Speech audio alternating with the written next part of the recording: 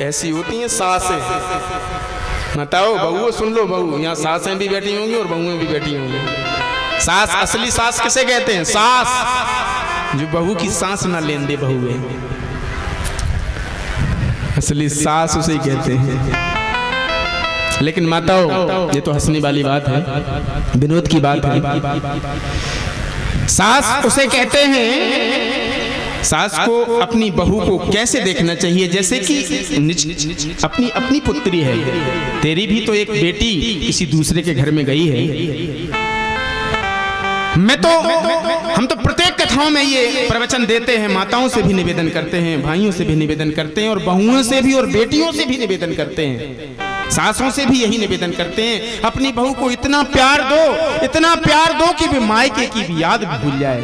तुम्हारे घर में आकर अपने मायके की याद भूल जाए, इतना प्यार दो बहू को। और बहू को भी इतना प्यार दो, अपनी सास ससुर को। बहू तुम्हारा भी दोनों हाथ से तालियां बजती हैं। तुम भी इतना प्यार दो अपनी सास ससुर को कि वो अपनी निज जाई बेटी को भी भूल जाए, उसकी भी याद भुला दो तुम।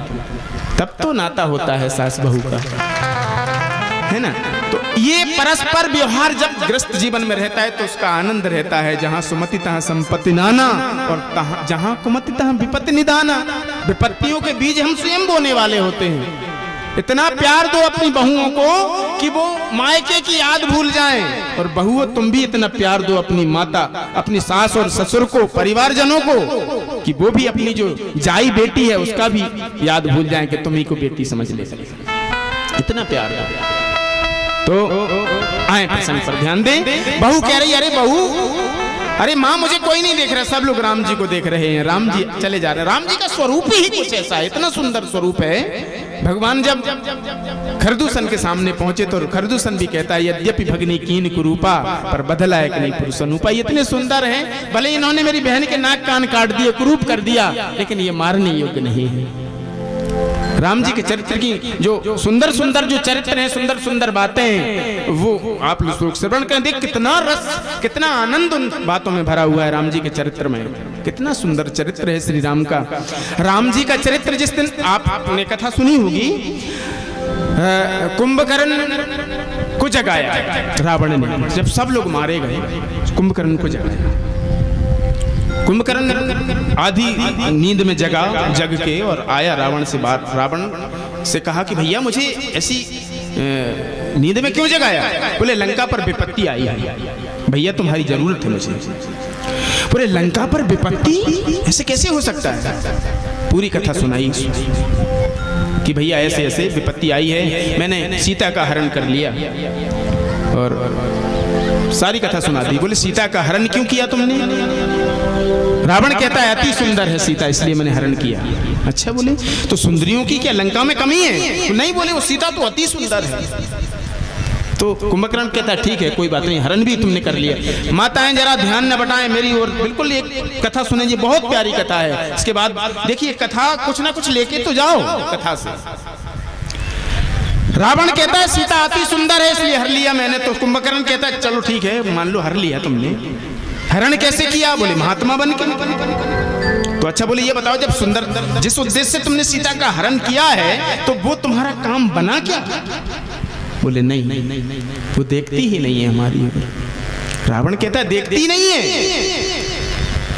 अच्छा, देखती नहीं है। ये है कुलीन नारी का चरित्र।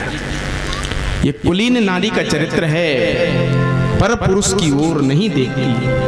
कुलीन जो नारी होती है पर पुरुष की ओर नहीं देखती है। देखने की दृष्टियां होती हैं, दृष्टियों की श्रेणी होती है।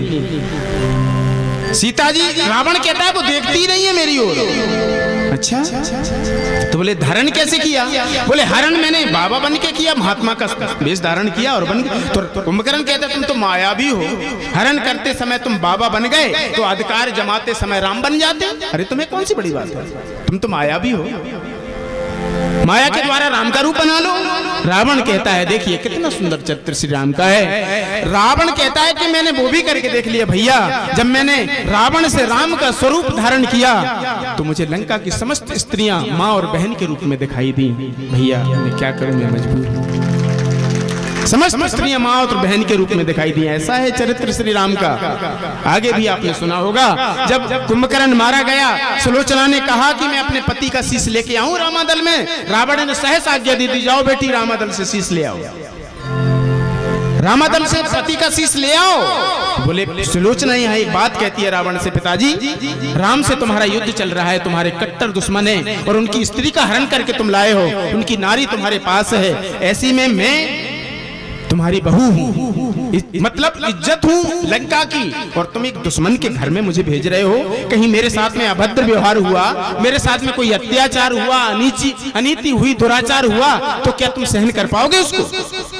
एक दुश्मन के यहाँ जा रहे, विचार नहीं किया आपने और मुझे आज्ञा दे दी। तो रावण भी यहाँ कहता है, बेटी वो रावण का दरबार नहीं है, वो राम का दरबार है, तुम सहज चली जाओ। कुल मिला के बैरी हूँ राम बड़ाई करहीं, राम के चरित्र की दुश्मन भी बड़ाई करता है। ऐसा चरित्र श्री राम का है। तो आए राम जी को प्रणाम करते हैं और अब